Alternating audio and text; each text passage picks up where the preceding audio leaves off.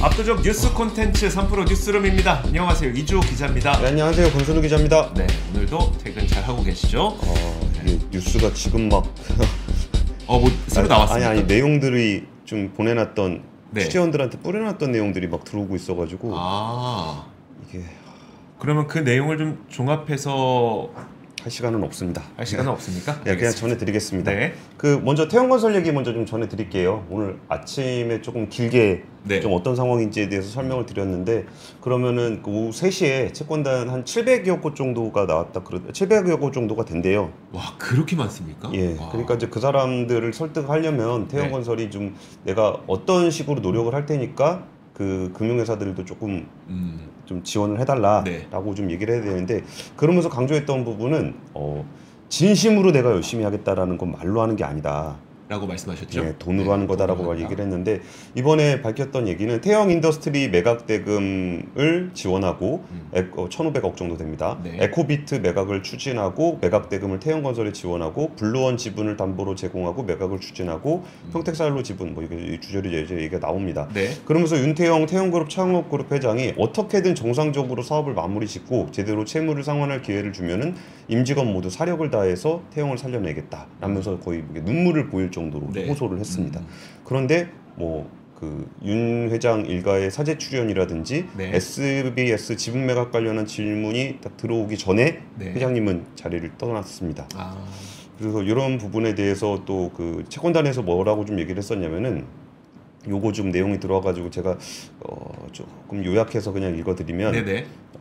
저런 거예요. 이게 그 약속을 했던 게 블루원 지분을 담보로 제공하고 매각을 추진한다라고 얘기했으면, 지금 상황은 어떤 상황이냐면은 TY홀딩스라는 지주사가 있고 네. 그 밑에 태형이 있고 SBS가 있습니다. 네. 그러면 여기서 진짜 그룹 차원에서 모든 걸 다 동원해서 태형건설을 도와줄 것이냐? 네. 그러면은 그렇게 다 모든 걸 그러니까 자기의 모든 걸 다 걸고 태형을 살리겠다라는 의지가 있다면 우리 채권단들도 약간 좀 손해를 보더라도 이걸 감수하겠다라는 네. 거예요.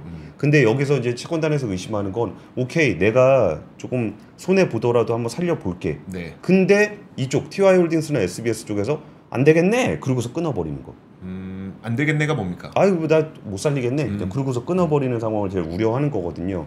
근데 얘기 나온 게 이렇게 블루원 지분을 담보로 이렇게 그 제공을 하고서 매각을 추진한다 그러면 당연히 그 돈이 태형건설로 갈 거라고 생각을 하잖아요. 네, 그렇죠. 근데 실제로 움직인 것들에 대한 내용을 보면은 이거를 그 태형건설을 지원한 게 아니라 이거 판 돈으로 TY홀딩스가 진 빚을 갚았다는 거예요. 왜 글로 들어갔습니까? 그러니까 원래 그 돈은 이제 팔았으니까 일로 들어가는데, 네. 그럼 이 돈을 지원을 해줘야 되잖아요. 예. 태형이. 근데 태형이 지원을 안 하고 TY홀딩스 돈을 갚았다라는 거는 나중에 태형건설이 망하고 나더라도 TY홀딩스와 SBS를 지키겠다는 의지가 보이는 거예요. 그러면 이것만 봤을 때는 태형건설을 살리려는 의지보다 TY홀딩스와 SBS를 지키려는 의지가 조금 더 강해 보인다고 볼 수도 있는 거네요. 그렇죠. 이제 그렇게 생각을 하게 되는 거죠. 네. 그럼 그 상황에서 한 700곳대는 그 채권단을 네. 무슨 수로 설득을 하냐는 거예요. 그렇죠. 여기가 진짜 뭐 의지를 가지고 막 나의 모든 걸 걸고서 이걸 살려보겠으니 채권단들도 조금 좀 같이 힘을 모아주세요. 네. 라고 하면은 그래도 어떻게든 한번 이거 띄면 우리도 돈 띄니까 같이 한번 살려보자라는 생각을 하게 될 건데, 이게 그렇지가 않다라는 거죠. 그리고 아까 1,549억 원 중에 납부된 내용, 그러니까 아까 태형 인더스트리를 판 돈도 이거를 처음에 채권단하고 얘기했을 때는 그걸 태형 건설을 지원하기로 했었는데 네. 이거를 또 다른 데 쓰고 막 그러니까 이거는 이제 채권단이 보기에도 이거는 꼬리 자르기를 하려고 그러는 것 같다. 네. 이게 자구 노력을 한다라고 해서 매각을 한 다음에 그 돈으로 태형 건설을 지원하는 게 아니라 그 TY홀딩스가 거기도 이제 지급 보증 서는 것들이 있거든요. 네. 그런 거를 갖고 있는 것 같다라는 얘기를 좀 하고 있습니다. 그러니까 지금 앞으로의 상황은 여기서 그 양재호 사는 기업구조조정 1실장은 설명회에서 기사에 나온 얘기입니다. 네. 태형 인더스트리 매각 대금 1,500억을 태형건설에 넣었어야 하지만 TY홀딩스 변제에 활용하고 400억만 넣었다. 태형건설은 400억만 넣었어요? 오늘날 12시까지 1,149억 원을 넣으라고 했는데 네. TY홀딩스 채무 변제에 계속 활용해야 하는 상황이라 어렵다는 답변을 받았다. 현재까지 워크아웃을 진행하기에 충분하지 않다라고 판단하며 태형이 자구 노력을 더해야 하고 합의된 내용을 더 지켜야 된다. 그러니까 합의된 내용도 지금 잘 안 지키고 있는데 여기에 어떻게 얘기를 할 수 있겠냐 이런 얘기예요. 그러니까 그 윤세용 회장 정말 그 창업회장으로서 태형그룹을 이끌어낸 그런 분이고 그분이 네. 정말 진정성 있게 말은 하셨는데 사실 아쉽게도 말은 말일 뿐입니다.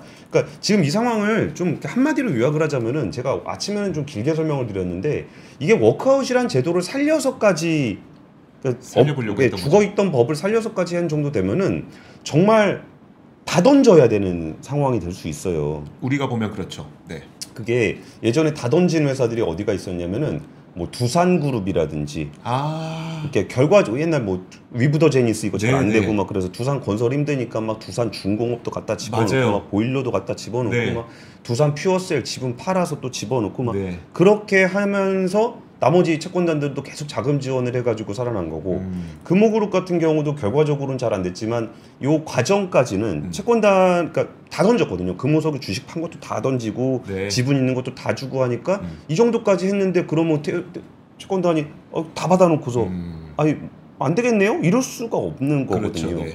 그래서 지금 이런 상황에서는 오히려 좀 진짜로 다 던지는 모습을 보였을 때 정부가 어떻게든 살리겠다라는 분위기로 가고 있거든요. 네. 근데 이거를 다 던지지 않으면 그 정부도 그러니까 정부가 아니죠. 뭐 산업은행도 이게 그 채권단을 다 설득하기가 쉽지 않은 상황이라 이게 11일 날 채권단 회의를 해요. 네. 그럼 워크아웃을 개시할 것인지가 그날 결정이 되거든요.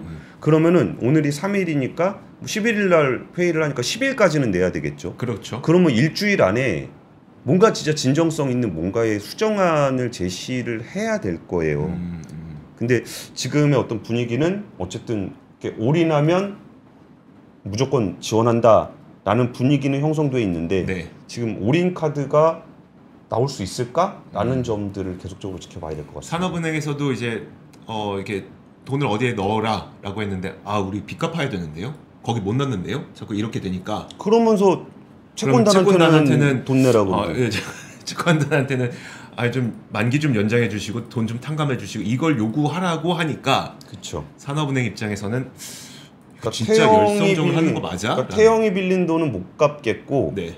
왜냐하면 지금 TY홀딩스 빚을 갚아야 돼서요.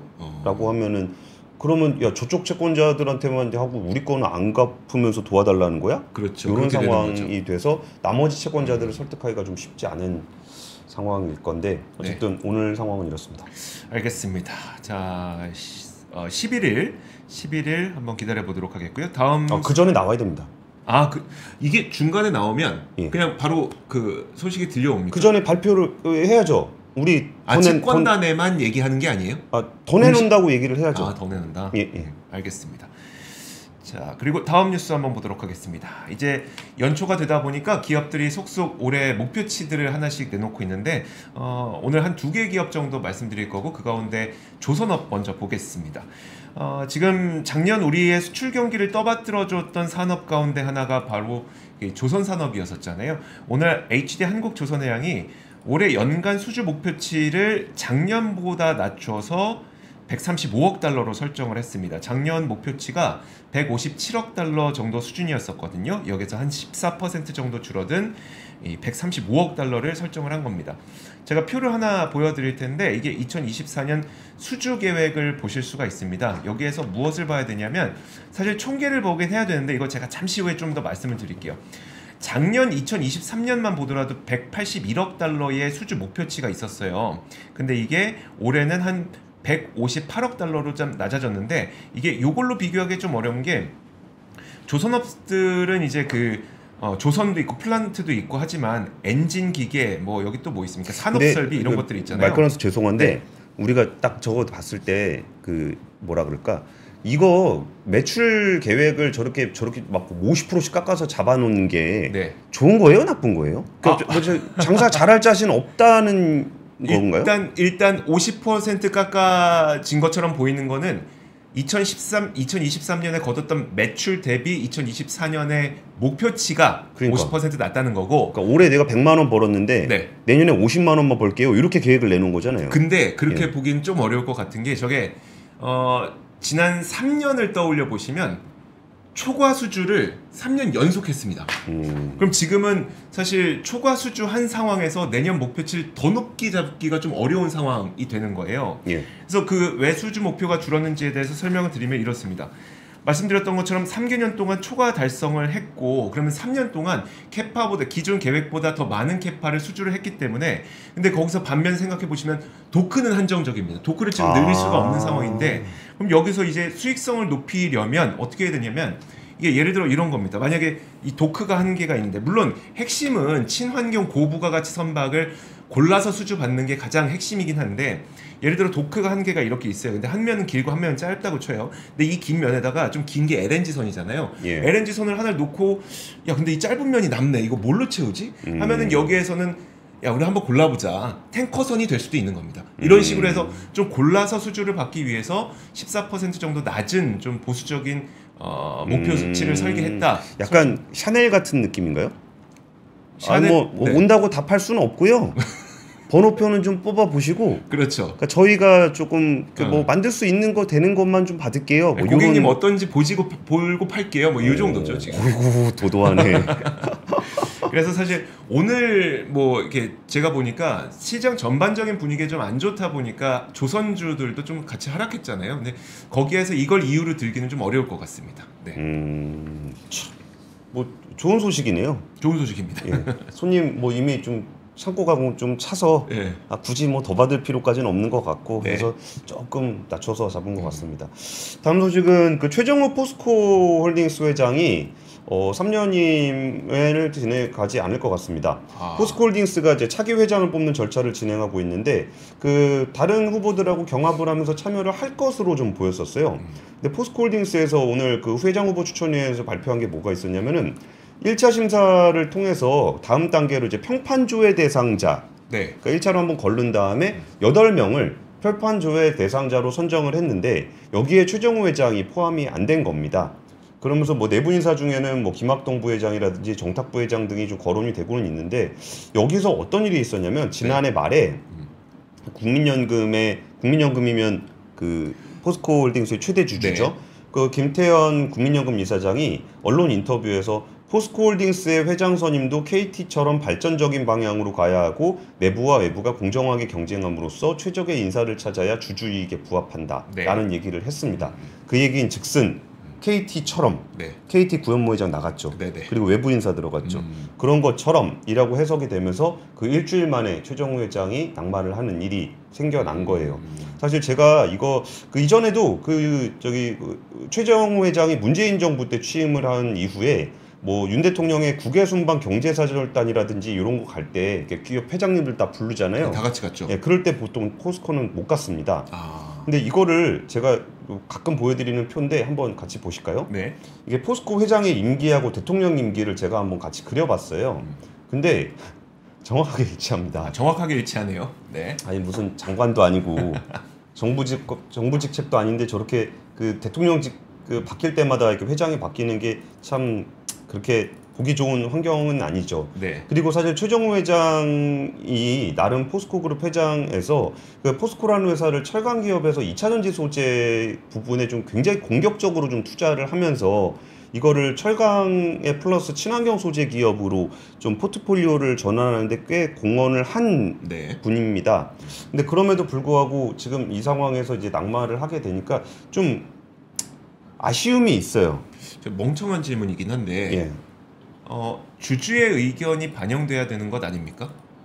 근데 주주의 의견은 엄밀하게 얘기하면은 주주가 뽑은 이사회를 통해서 반영이 그렇죠. 되거나 네. 주주총회를 통해서 반영이 돼야 돼요. 네. 근데 지금은 그 언론 인터뷰로 얘기를 한 거잖아요. 최대 주주가. 네. 그러니까 이거는 사실 정상적인 절차는 아니에요. 그리고서 그 이후에 일주일 만에 그 포스코 회장 그 최정우 회장이 이제 안 하는 걸로 네. 얘기가 나오면서 이게 언제까지 이렇게 해야 되나 이게 사실 뭐 그러면 뭐 천년만년 하는 게 무조건 좋은 거냐 그런 말은 아니죠. 그런 네. 건 아닌데 사실 이렇게 좀 무거운 예를 들어서 뭐 포스코의 음극재라든지 양재 이런 사업들은 거의 10년 전부터 해왔던 사업이거든요. 네. 근데 이런 사업의 포트폴리오를 좀 사업을 안착시키는데 임기 3년 CEO가 하기는 쉽지 않아요. 왜냐하면 자기가 투자를 했다가 3년 안에 성과가 안 나올 게 분명하잖아요. 네. 그러니까 이런 부분에서는 조금 아쉬움이 있습니다. 이거는 정말 어떤 이 제도적이거나 정치적이거나 그런 부분들을 떠나서 그냥 포스코그룹을 제가 또 되게 옛날 출입하면서도 되게 좋아했었어요. 네. 근데 여기서 조금 더 친환경 기업으로 전환되는 그 과정들이 좀 공고하게 갔으면 싶었던 그 개인적인 소견이 좀 있어서 이 부분에 최정우 회장이 이제 낙마를 하게 된 부분들은 좀 한번 우리가 고민해 볼 부분들이 좀 있는 것 같다. 라는 얘기까지만 전해드리겠습니다. 알겠습니다. 자, 다음 소식입니다. 다음 뉴스는 자, 조금 전에 이제 조선 기업 가운데 HD 한국조선해양의 수주 목표치를 봤다면 이번엔 현대차그룹 한번 보도록 하겠습니다. 자, 현대차그룹이 올해 판매 목표치를 744만 3천 대로 제시했습니다. 작년 실적 대비 한 1.9% 현대차그룹이 작년에 차 많이 팔았는데 많이 팔았습니다. 제가 이거 좀 너무 좀 냉혹할 수도 있는데 한번 제가 표로 작년의 목표치 그리고 작년의 달성률 그다음 올해 목표치 이걸 좀 비교를 해봤거든요. 한번 표 보시죠. 2023년 현대차와 기아의 목표치가 총 합쳐서 752만 대였습니다. 그리고 실제로 2023년에 달성했던 대수는 730만 2,460대. 그래서 뭐 목표 달성은 못한 거긴 합니다. 어쨌든 근데 2024년 목표치는 744만 3천 대니까 작년에 이뤄냈던 목표보다 높고 그리고 2023년 목표했던 것보다는 좀 낮습니다. 사실 제가 보기에는 작년 한 해 동안 우리나라 특히 이제 전기차가 미국 시장에서 보조금을 못 받음에도 불구하고 굉장히 선방을 했었잖아요. 뭐 프리 판매도 잘했었고 이런 것 때문에 목표치 달성은 못했지만 굉장히 잘했다고 생각이 듭니다. 자, 이런 가운데 이제 올해도 경기 상황이 좀 쉽지는 않을 수도 있겠지만 좀 굉장히 저는 공격적인 목표치를 세웠다고 생각이 들거든요. 그러다 보니까 이 목표치를 향해서 과연 올해도 대한민국의 수출을 이끌어 나갈 수 있을지 한번 지켜보는 것이 굉장히 좋은 관전 포인트가 아닐까 싶습니다. 저 예전에 현대차 출입할 때 이 목표치하고 달성을 연도별로 진짜 옛날부터 다 계산을 해가지고 물어본 적이 있었거든요. 진짜 정말 한 번도 달성 못했습니다. 그래서 어떻게 목표 달성을 한 번도 못하냐 그랬더니 이제 현대차에서 했던 얘기는 목표는 원래 위로 잡는 거다라는 저희 사장님 같은 얘기를 하더라고요.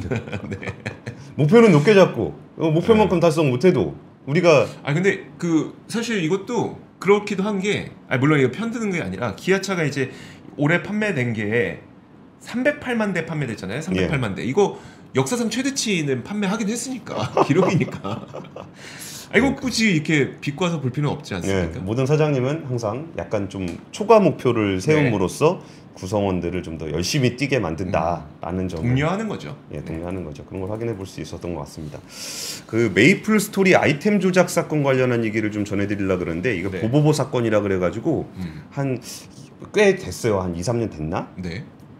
이게 지금 과징금을 받았는데 그냥 뉴스 설명해드리면서 조금 더 설명드리겠습니다. 넥슨 코리아가 공정거래위원회로부터 과징금 116억 원을 처벌을 받았는데 PC게임 메이플 스토리 등에서 확률화 아이템이 나오는 확률을 소비자들에게 불리하게 변경하고도 이를 알리지 않았다라는 얘기인데 116억 원이라는 과징금 액수는 전자상거래법 위반에 대해 매긴 과징금 중에 가장 높은 과징금입니다. 넥슨은 2010년에 메이플 스토리의 확률화 아이템 큐브를 도입을 했는데 확률화 아이템이라는 걸 일종의 뽑기죠. 그렇죠. 큐브가 있으면 요거를 뽑으면 되는 건데 그럼 큐브를 사용하는 시점, 그러니까 뭐가 나오는지는 모르지만 일단 큐브를 사는 거예요. 그리고 큐브를 사용하는 걸 딱 열어보면 아이템의 종류와 성능이 딱 나오는 요런 겁니다. 근데 옵션별로 처음에는 균등하게 설정을 했지만 2010년 9월부터는 이용자의 선호도가 높은 인기 옵션은 덜 나오게 확률 구조를 만들었습니다. 딱 보니까 좋아하는 거는 확률이 좀 떨어졌다는 거예요. 그리고 2011년 8월부터 21년 3월까지 10년간은 인기 있는 특정 중복 옵션이 아예 나오지 않도록. 이건 사기 아닙니까? 이게 그러니까 사람들은 그 뽑기를 하면서 나올 거라고 기대를 한 거잖아요. 그러니까 이게 제가 아까 얘기했던 보보보 드드드 그건데 이게 보보보가 이제 보보보 세 개를 다 조합을 할 수 있을 거라고 생각하는데 그 세 번째 보는 안 나오는 거예요. 그리고서 이거를 어떻게 그 공정거래위원회 얘기입니다. 특정 중복 옵션이 아예 출현하지 않도록 확률 구조를 변경하고 이게 보보보 드드드 방방방 요게 이제 소비자 선호도가 높은 네. 이런 건데 한번 이거 화면에 공정거래 있습니다. 네. 그런 건데 기존과 동일하다는 내용으로 거짓 공지를 했다라는 얘기입니다. 지금 iOS 14님이 복권인데 1등이 없는 거네. 뭐 그 그렇죠. 맞습니다. 그래서 요게 그러면서 넥슨에서 뭐라 그랬냐면은 게임 하다 보면 알지 않나? 에이. 세 개 다 안 뜨는 거 알지 않나? 아니 저는 태어나서 한 번도 로또 1등 당첨 안 됐는데 로또 1등 없는 겁니까 그러면? 그래가지고 요게 왜 그랬냐 그랬더니 네. 보보보 같은 경우는 보스 사냥이나 아이템 획득 밸런스 기준점을 과도하게 초과하는 상황을 방지하기 위해서다. 이게 보보보를 다 하면은 너무 좋다는 거예요. 그래가지고 밸런스를 맞추기 위해서 그랬다는 건데 보보보 잠재 능력은 2012년 8월 레전드리 잠재 능력이 처음 추가되었을 때부터 존재는 했지만 네. 한 번도 등장하지 않았습니다. 이거는 우리 최근에 20대 청년들 남성 이거 약간 풍자입니다. 너무 네. 정색하고 받아들이시면 안 되고 네, 20대 청년들에게 여자친구와 같은 겁니다. 있다고 들었는데 한 번도 본 적이 없다는.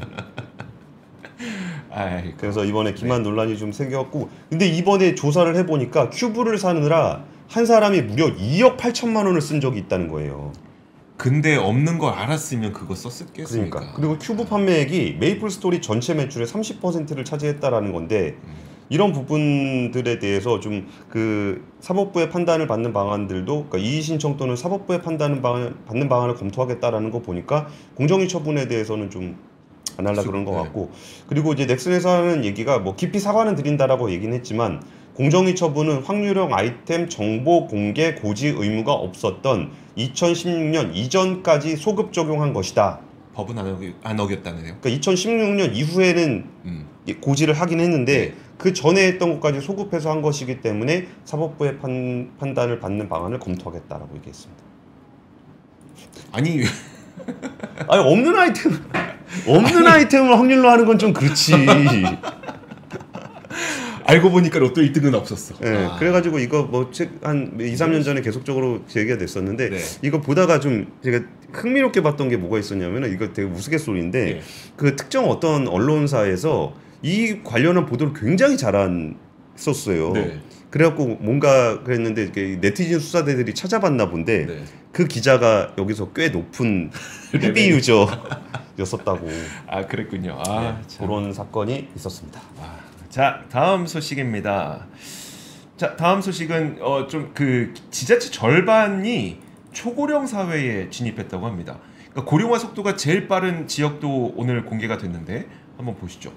자 지금 화면 함께 보시면 전국의 고령화 속도 2025년부터 2022년까지 전국은 0.677%로 매년 고령화가 진행이 되고 있다는 겁니다. 그래서 이 0점 몇이 높으면 높을수록 고령화 속도가 빠르다는 거고 가장 높은 곳을 한번 찾아보세요. 부산광역시 0.968%입니다. 연평균 이렇게 고령화가 진행이 되고 있다는 거고 부산은 우리나라 2대 도시 아닙니까? 그러니까 여기는 근데 그리고 그 부산은 젊은 층들도 많이 있을 텐데 그런데도 고령화 속도가 이렇게 빠르다는 겁니다. 결국 젊은 층은 빠져나가고 노년층이 좀 계속 있고 이렇다는 거죠. 이게 우리나라 최고의 제조업 도시라고 할 수 있는 울산광역시가 네. 0.839예요. 두 젊은 번째로 분들이 높아요. 네. 와. 여기서 정말 젊은 분들이 일을 옛날에 일을 했었던 그 지역인데 그렇죠. 세종은 좀 다릅니다. 세종은 아무래도 젊은 층의 유입 인구가 많아서 마이너스를 기록했습니다. 세종이. 거기는 이제 공무원 되면은 거기 가서 살아야 되니까. 그리고 이제 아이 낳고 뭐 이렇게 되죠. 그래서 세종은 이렇고 다음으로 보여드릴 건 뭐냐면 바로 이겁니다. 초고령 사회가 지금 절반이 넘어섰습니다. 위에 보시면 아래가 2015년인데 15년까지만 하더라도 초고령 사회 비율이 33%였었는데 지금 절반 이상이 이제 초고령 사회에 접어들게 됐습니다. 사실 이게 좀 저는 이런 생각이 들어요. 예를 들어서 초고령 사회로 진입하게 되는 곳은 악순환이 좀 발생을 하게 되는 것 같아요. 예컨대 얼마 전에 그러니까 이슈됐었던 시골 버스 문제 혹시 기억나세요? 예. 그러니까 워낙 그 노인분들이 많고 하다 보니까 또 그런 분들은 그 보조금을 받잖아요. 이제 대중교통 보조금을 받잖아요. 그러다 보니까 대중교통 특히 버스가 적자를 기록하게 되고 버스 회사가 적자를 기록하니까 버스 운항편을 줄이게 되고 버스 운항편을 줄이니까 교통 인프라가 악화되고 교통 인프라가 악화되니까 젊은 분들은 더 빠져나가고 이런 악순환의 고리들이 좀 발생을 하게 되는데 이렇게 지금 보셨던 것처럼 지역별로 고령화 사회로 들어가게 되면 그 지역은 그런 악순환의 고리가 형성될 가능성이 높게 되는 거죠. 그러니까 이게 균형 발전을 위해서는 어떤 그 산업 구조의 좀 변화도 필요하고 지역들의 그 산업이 해당 산업이 들어가서 좀 일을 할 수 있게끔 만들고 이런 노력들이 좀 더 빨리 이루어져야 되지 않겠나라는 생각이 듭니다. 출산율도 문제지만 균형 발전이 이렇게 불균형적으로 이루어지고 있다는 점도 굉장히 큰 문제점이라는 점을 말씀드리고 싶어서. 예, 시간 관계에서 제 거 빼고 이주호 기자 마지막 구리값 얘기 좀 해주시죠. 아, 구리값. 예. 사실 이게 전망인데요. 구리 가격이 굉장히 빠르게 급증할 것이라는 전망이 나왔습니다. 2025년까지 75% 이상 급증할 전망이란 건데 그 이유는 뭐냐면 첫 번째가 공급이 부족하다는 점, 두 번째가 친환경 전환이 추진되고 있다는 점입니다. 일단 공급이 부족한 거는 최근 파나마 정부가 이제 그 캐나다 업체인 퍼스트 퀀텀 미네랄을 운영해온 코브라 파나마 광산의 생산을 중단시켰고요. 영국의 다국적 광산 기업인 앵글로 아메리칸도 올해와 내년 남미에서 구리 생산을 줄이기로 했습니다. 일단 구리 자체가 줄어들고 있는데 친환경 전환을 하게 되면 거기에 들어가는 구리가 많다 보니까 수요는 높아지고 공급은 줄어들고 그래서 아마 우리가 닥터 쿠퍼라고 할 때는 경기가 좋아질 때 구리 가격이 올라간다고 하잖아요. 그렇죠. 경기가 좋아지지 않아도 구리 가격이 올라가는 현상을 아마 목격하실 수도 있을 것 같습니다. 이것도 참 되게 특이한 현상이네요. 근데 네. 구리 가격이 닥터 쿠퍼라고 불렸던 건 사실 중국의 영향이 굉장히 컸었는데 네. 그래서 구리 가격을 보면서 중국 경기를 좀 전망을 하고 뭐 그렇죠. 그랬었는데 지금은 오히려 친환경 전환에 구리가 많이 사용되니까 여기서 이제 그건 중국 경제 성장과 구리 가격의 어떤 디커플링 네. 가능성이 좀 있다는 그런 얘기인 것 같습니다. 네. 자, 여기까지 하겠습니다. 오늘은 여기까지. 예, 3프로 뉴스룸 내일 뵙겠습니다. 고맙습니다. 감사합니다. 장 시작 전부터 종료까지 쏟아지는 수많은 뉴스와 정보들. 이 중에서 어떤 것이 투자에 정말 도움이 되는 정보일까요? 3프로의 증시 셔터맨 박근영 마스터가 직접 정보를 선별하고 투자의 힌트를 드립니다. 시간도 아끼고 투자 아이디어도 얻는 시간, 박근영 부장의 마켓 힌트와 함께 하세요. 자세한 사항은 3프로TV 앱과 홈페이지를 확인하세요.